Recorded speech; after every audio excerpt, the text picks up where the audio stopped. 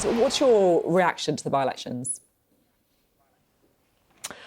They were terrible results. There's no two ways around that. I think before the summer, everybody concentrated on Uxbridge when it was actually clear that there was a local issue there, and that the other two results in Selby and Somerton were much more indicative of the national mood. And these two results last night were identical, really, to the Selby and Somerton results. And they show that the Prime Minister's net zero speech and his conference speech have made no difference to the situation facing the party. I don't imagine all of your viewers will agree with me, but I personally feel a degree of sympathy with him, because I don't think this is really a verdict on him. It's a verdict on what came before him and the damage that Boris Johnson and Liz Truss did to the Conservative brand, which he's struggling to recover from. As you say, there'll be different people have different ideas about the reasons for it, but the message is pretty clear, as you said, in both the by-elections last night. Do you think it's now all over for Rishi Sunak, or is there any hope of him, winning the election? So there's always an outside chance. I think, Sophie, if you and I look back over the last 6 or 7 years of British politics, if we tried to predict that sequence of events in advance, it would have events would have surprised us several times. But it's extraordinarily difficult to see how he could win from here. I mean, in order to stay as Prime Minister after the next election, he's probably got to win outright, because if we had a hung parliament, the smaller parties would probably support Keir Starmer, not him. So that would require a huge turnaround from the situation we see at the moment. And I think if you cut through all the spin, the opinion polls and these by-election results, a couple of weeks ago, one of the pollsters published a really simple poll, which just said to people, do you think we need a change of government in this country? And 75% of people, including nearly half of the people that voted Conservative last time, said yes.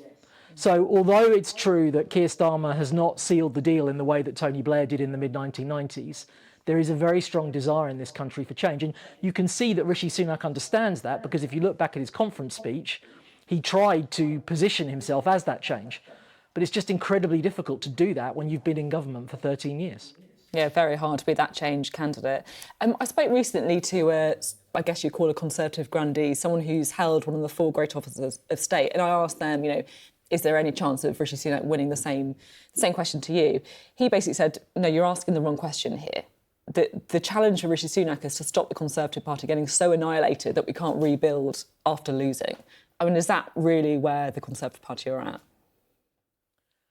I think realistically that's the more likely scenario, absolutely. And whilst it's tough for the Prime Minister or the people advising him, they want to believe they can win.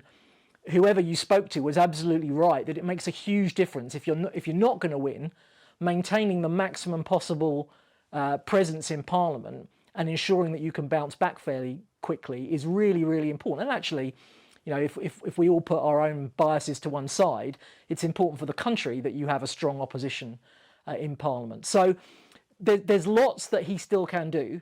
I think one of the things they'll clearly be hoping is that the economic situation improves over the next 12 months and that they'll get some credit for that. And I think, to be fair, he and Jeremy Hunt do deserve credit for stabilising the situation after the disaster that they inherited from Liz Truss and Kwasi Kwarteng. But that may not be enough to drag them really back into contention.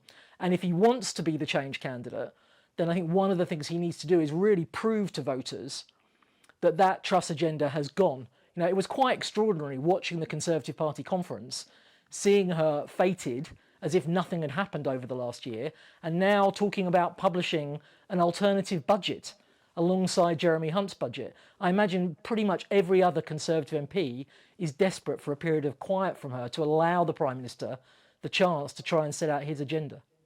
It's interesting you're saying there about conference. We had the Liz Truss show, then of course we had the Nigel Farage show, we had the Suella Braverman show.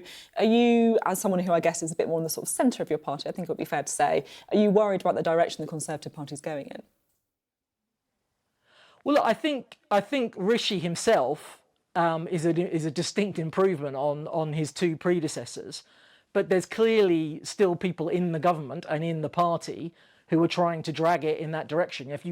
If I looked at my Twitter feed, Sophie, it's full of people saying the problem with the Conservative Party is it's not conservative or right-wing enough.